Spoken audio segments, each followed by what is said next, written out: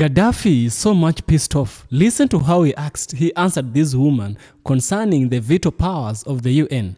Watch this video. I'll give you my thoughts towards the end of the video, where we will have a critical analysis. You criticized the Security Council and you even called it the Council of Terror. Yet Libya is a member of the Security Council. Isn't there a contradiction there?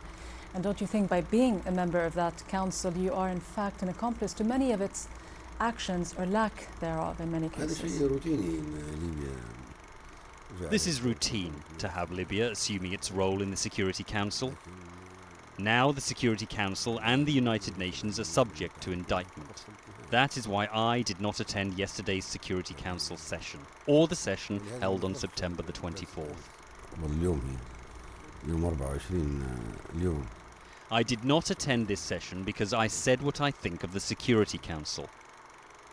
It was not convenient to attend this session. It was attended by a Libyan delegate. What statement, though, were you trying to make by not attending that Security Council meeting? Because you were quite positive about the President of the United States. You even called him your son at one point and the son of Africa. And yet you refused to attend this council meeting that he chaired. When it comes to the Security Council, my opinion is very clear.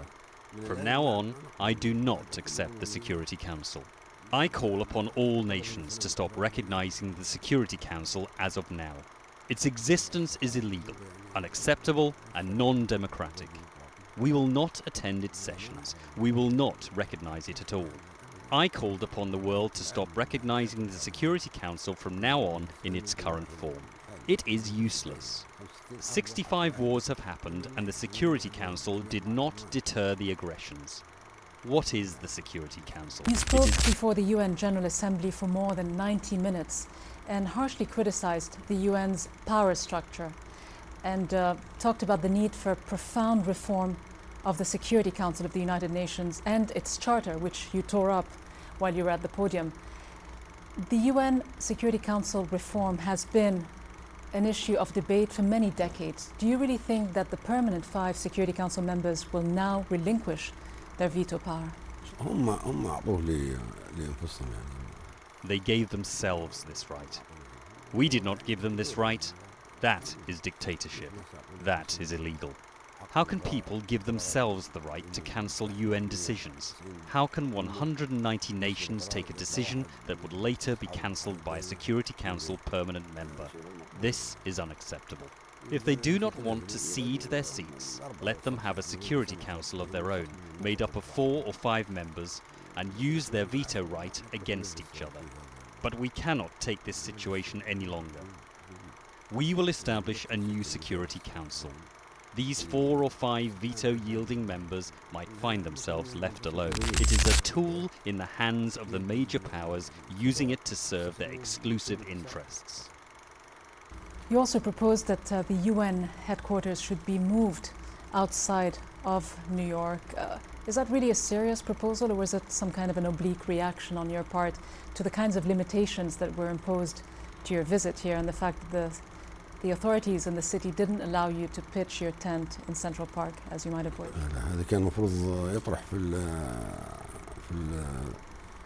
This should have been examined on the 50th anniversary of the United Nations. It took us 14 additional years to examine the proposal to move the headquarters. I'm serious about it. Everyone agrees. People are tired and exhausted from traveling to New York. This is unnecessary. Why do they have to travel across continents and oceans to come to New York? This is illogical. It started in 1945, but why should it continue until now? People need a headquarters in a central location, like Sirte or Vienna, easily accessible without complicated security measures because the USA is targeted by Al-Qaeda. Sirte or Vienna is not targeted like the USA. Or let us allow the Eastern Hemisphere to have the honour to host the headquarters, as it has been the case for the Western Hemisphere, such as India or China.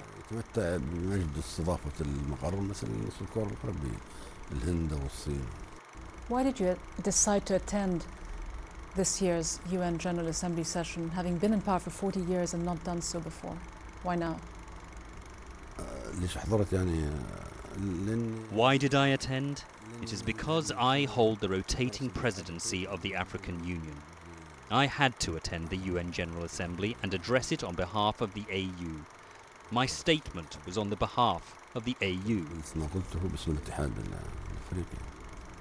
You've also been calling for the creation of a state called Israeltine, which really would be a one-state solution to the Israeli-Palestinian problem.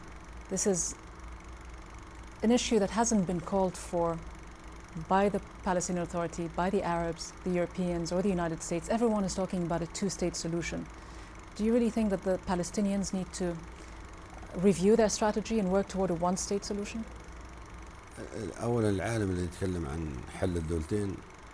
Those who talk about a two-state solution do not know the demographics of the region.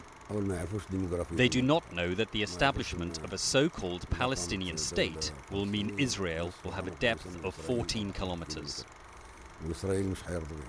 The Israelis will not accept this. It is not possible to have two states. They do not know how interconnected they are.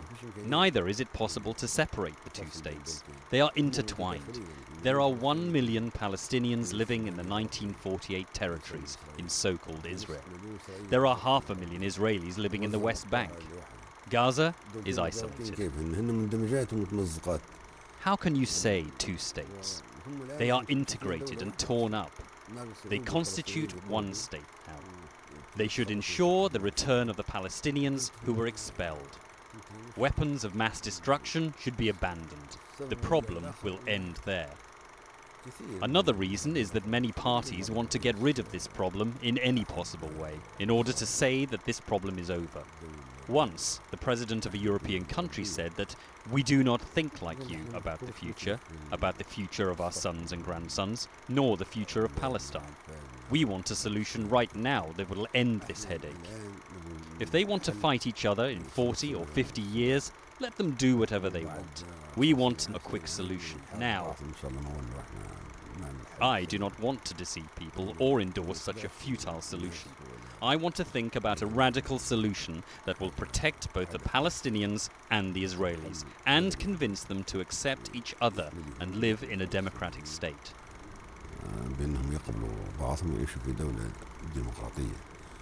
But is it a realistic solution, though? The President of the United States has been calling for two states living side by side. In fact, this time President Obama went even further than his predecessor by calling on Arab states to recognize Israel as a Jewish state, which would have major implications on the right of return for Palestinian refugees and possibly the likely expulsion of 20% of Israel's Arab population. Do you think that President Obama is really serious about bringing peace to the Middle East between these two countries?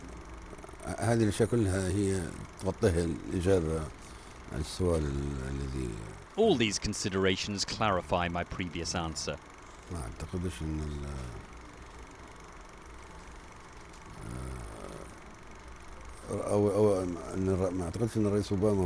I do not think that President Obama is fully aware of this problem. It was not part of his concerns.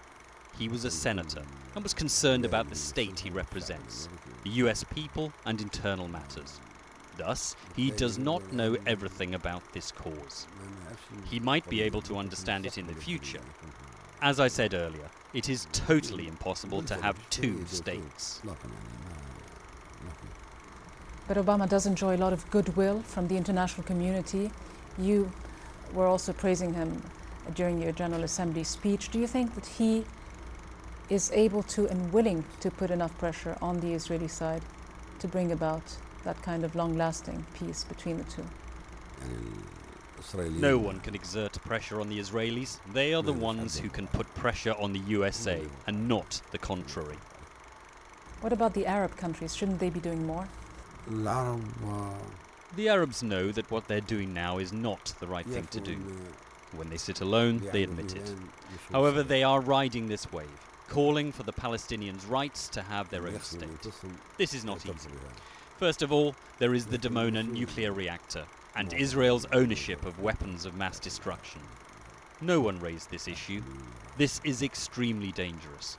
How can the Arabs and even the Muslims recognize the so-called Israel while it owns a nuclear arsenal? This is impossible, unless they also enjoy the right of having their own nuclear arsenal. There is also the refugees problem. There are 4 million Palestinians who should return. This is the basis of the problem. How concerned is Libya about Iran's nuclear program? Because there have been claims made by the United States recently that many Arab countries in private have said to them that they are very concerned about Iran, and which leads them to believe that some Arabs feel more concerned about Iran's nuclear program than they do about Israel's proven nuclear arsenal. Is that the case? This is a reality. The Israelis consider that if Iran keeps its nuclear weapons, it might use them against them. Arabs, or some Arabs, sometimes expect that the Iranians might use these weapons against the Arabs, based on the sectarian divide between the Sunni Arabs and the Shiite Persians. They fear the expansion of the Iranian Revolution, the Islamic Revolution, or the Islamic Caliphate, or Persians' ambitions in the region. This is what Arabs say, especially in the Gulf region.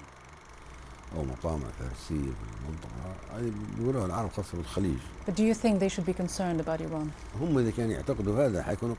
If this is what they think, they will definitely be worried.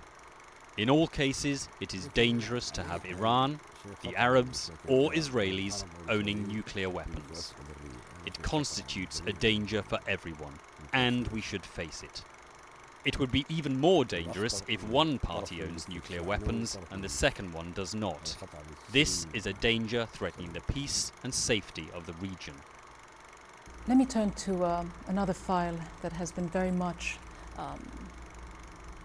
in the limelight recently and surrounded by quite a bit of controversy, and that is the case of Lockerbie. The Security Council put Libya under sanctions in the aftermath of the blow-up of a Pan Am flight over Lockerbie in Scotland. You eventually handed over 2 Libyan nationals. One of them, Abdel Basit Ali al-Megrahi, who was convicted for life, was recently released on humanitarian grounds. He always maintained his innocence, yet he was convicted for this crime. In 2003, you wrote to the UN accepting responsibility for the actions of Libyan officials, and you paid $2.7 billion in compensation. In 2007, though, the Scottish Criminal Cases Review Commission concluded that there might have been a miscarriage of justice. Even though al-Megrahi has been released, will you still appeal? Do you still feel that he, and by extension Libya, and yourself, Colonel Gaddafi, were on trial and were unfairly convicted? The Lockerbie problem is over, at least from the legal point of view. It is over and part of the past.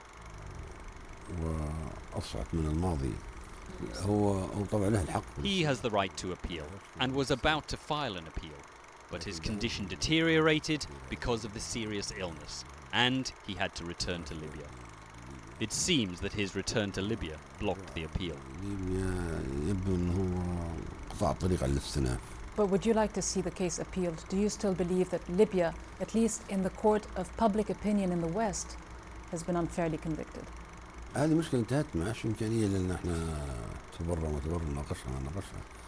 This problem ended. It is not possible anymore to talk about clearing Libya or not. Whatever happened, the problem is over. Abdul Basit was the only person who had the right to appeal to the European Court. But as I said, because of his illness and release, it seems there is no need for appeal.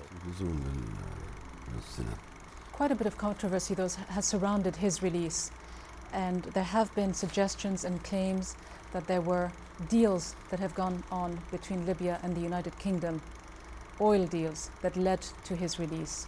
And you yourself, Libya, in fact your son, has said that the question of Megrahi's release was always on the agenda of any Libyan-British trade talk. Can you clarify this? Was there some kind of a deal or a quid pro quo? Not at all. This is not true. This is meaningless.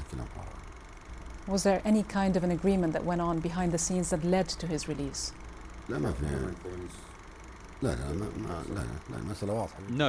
it's very clear. He had this illness. Consequently, they were compelled to release him because of this disease. There was no deal or anything else. Let me move on to Africa and the role of Libya within Africa and your vision for that continent. The President of the United States will, I presume, push forward with the plans that President Bush, his predecessor, had for AFRICOM, a military US command for the United States in Africa. How do you feel about an expanded US military presence on the continent?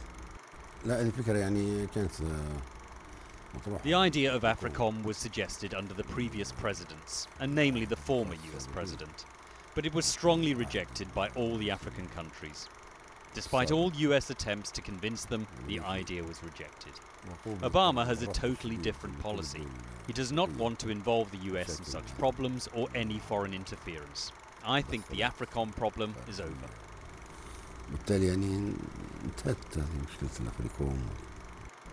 Do you believe that Obama will not pursue the same policy and in fact pursue this idea of having AFRICOM on African soil? And as Libyan leader and as chairman of the African Union, would you welcome such a move? How would you feel about this?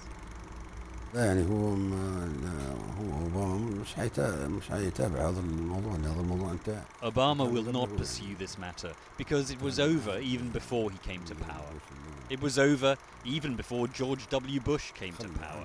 They abandoned it after all African nations rejected it. This matter is over and there is no need to raise it again.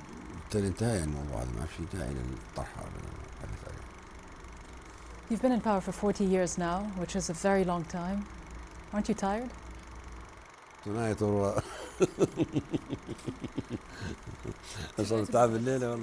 I feel more tired tonight than in the past 40 years. I have been out of power since 1977, when I gave the power to the people and the society of the masses was established. It is the people's rule. I was not assuming political or administrative burdens. The reason is that I have been out of power since 1977, when I gave the power to the people. The administration is managed by the popular committees. Politics is managed by the popular congresses that comprise all the Libyan people. Libya is self-managed by the people, the popular organizations and the popular committees. This is a direct popular democracy. The burdens fall on the people, not on me.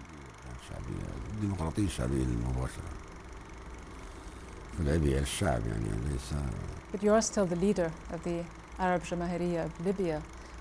Would you one day consider passing the reins on to someone else, the younger generation? Is that a thought that crosses your mind? I'm not the leader of Libya. I'm the leader of the revolution. The revolution is part of the past and took place in 1969. Consequently, there is no need to talk about who will replace me. I do not have any power to delegate to my successors. The power lies with the people. This idea is irrelevant.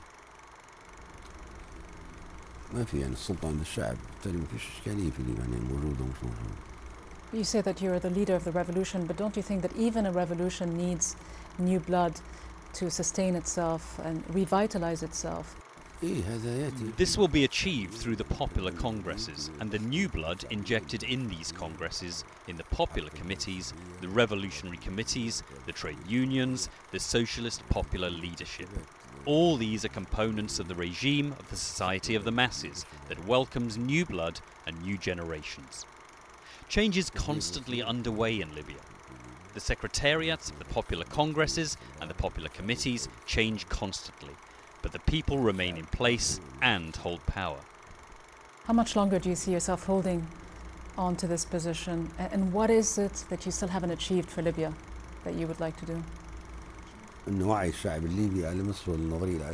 If we raise the Libyan people's awareness of the Green Book, we could create a model to be followed at the world level.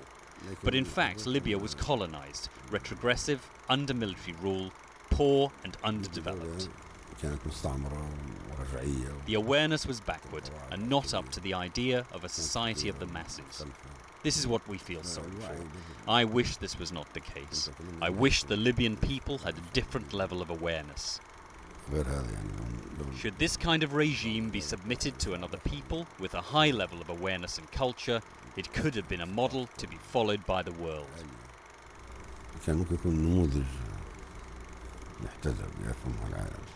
Do you feel that Libya has now made that shift from so-called pariah status, at least in Western eyes, to being a full-fledged member of the international community and really playing a significant role there? Libya has never been isolated. If it was boycotted by the major powers, they say it was isolated. Libya enjoys diplomatic relations with all countries of the world, except the USA, after relations were severed. Britain severed its relations for a limited period of time and then resumed them. All financial and commercial relations, travel, etc., with all countries are good. The only thing that has been unjustly and oppressively imposed on Libya was the air embargo. But the air embargo disappeared later on because the countries were reckless about the Security Council decisions that became unjust, deceitful, and of double standards. That is why some countries abandoned the decision to impose an air embargo on Libya. Gaddafi's argument is anti-imperialism, anti-racism, anti-everything. Muammar Gaddafi did not befriend the West. He did not befriend the Arabs. He befriended the Africans. He sought coalitions with the African countries. He did not sought coalition with the Middle East. He knew he was in Africa and he needed the support of African countries, you know. And following the death of Muammar Gaddafi is when you can fully understand that, indeed, these other countries that exist in the UN really have no show. They don't have power. There's just representatives, people sitting there to be said, people sitting there to listen, not to act. Their decisions don't really matter. If the decisions of the countries who are non-veto mattered, the thing which happened with Muammar Gaddafi would not have happened. I don't think the president of China, Xi Jinping, could just have been easily taken away like that by the NATO. It would have been so hard. First of all, China is a giant. And second, China is a member of the veto. Leave alone the giant aspect. Let's look at the veto aspect. It's a veto. You cannot attack one of your own organs. If you attack one of your own organs, you establish this balance. You shake the equilibrium. Everything is collapsing, you know. And you don't want people to see that you have weakness. It's what they will try to prevent. They're trying to show strength even when there is no strength, you know. Now, there was once a man. His name was Abraham Lincoln. Abraham Lincoln saw the abolition of slave trade. Through Abraham Lincoln, we saw America being united, you know. And so, one thing he said that always stick on my mind is this: how we explain democracy. Democracy is a government for the people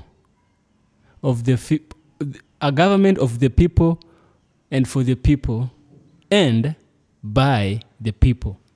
For the people, of the people, and by the people. When we hear the word people, we refer to the masses. The minority the minority don't make the rule. That's how it's always been. Democracy is a government that tends to favor the majority, but not undermine the minority. They find a way to create balance with the minority. Why am I saying democracy?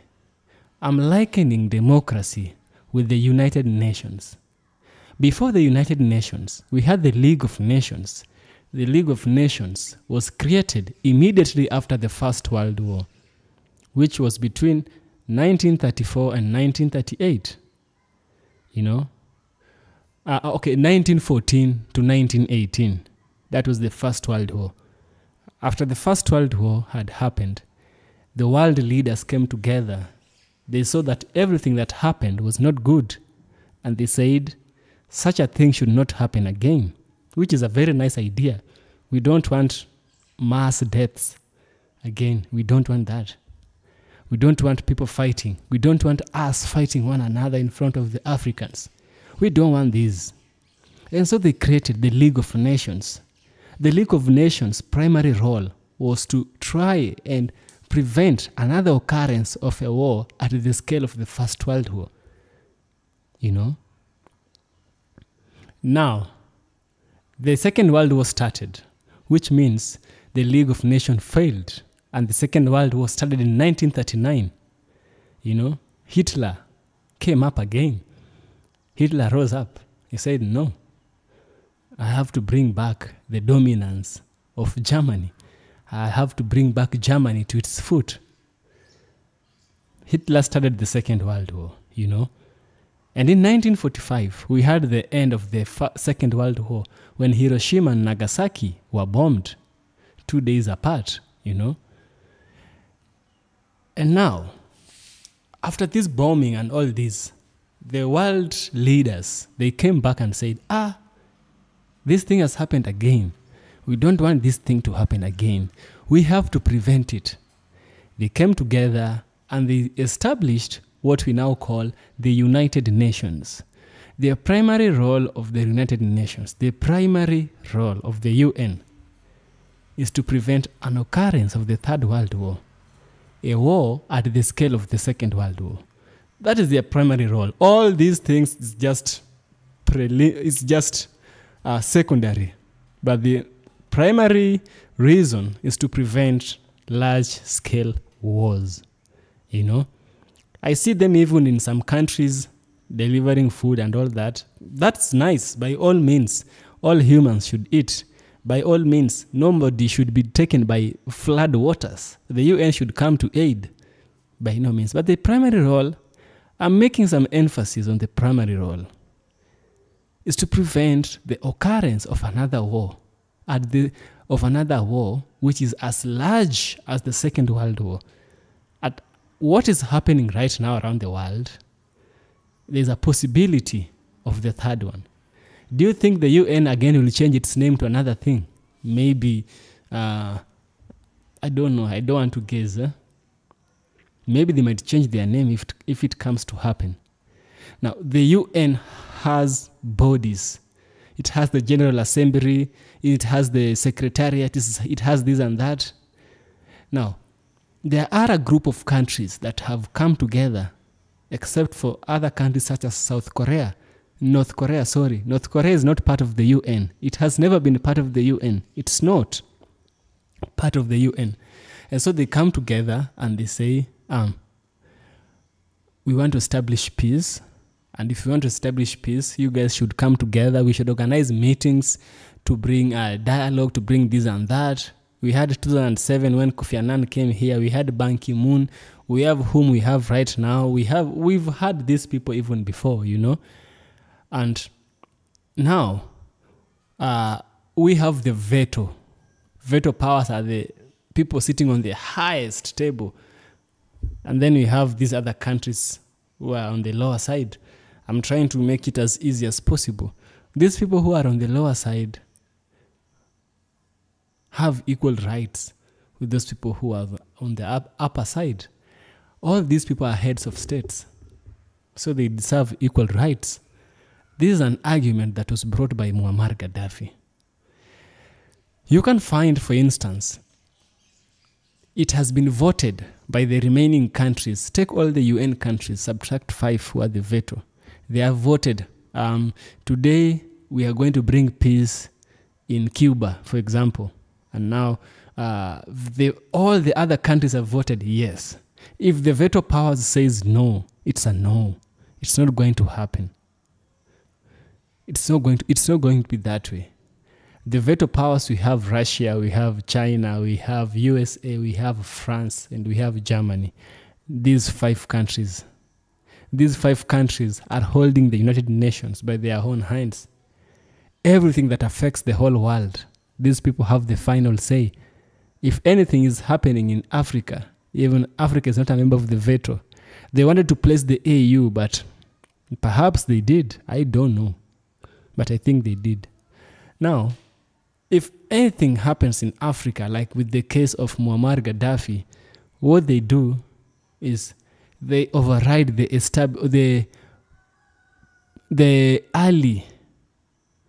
Of course, we have the pre-established government. They override that and they force their rule on them. They say, we want to take somebody from you and we must, whether you like it or not. They have to. This is an argument that has been fought against. This is an argument that many African leaders have tried to bring it, to voice it out.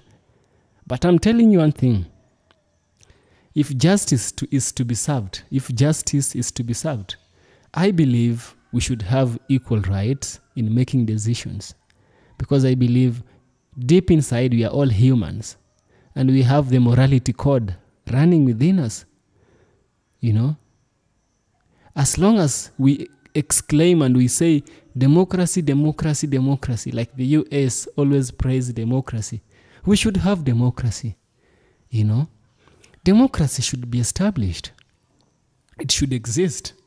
Muammar Gaddafi is giving an example. Muammar Gaddafi has been painted to be a very bad person. He was painted. Sorry to the late Muammar Gaddafi. Yeah. Moment of silence. Oh yeah. Sorry, and my condolences to his family. Whatever that was happening in the Congo, DRC Congo, with the death of Patrice Lumumba, is a thought, is a supporting argument that indeed Africans don't have a say in the veto. And Muammar Gaddafi raising this argument is what Africans need right now, is what we need to speak out, is what Africans need to realize, you know.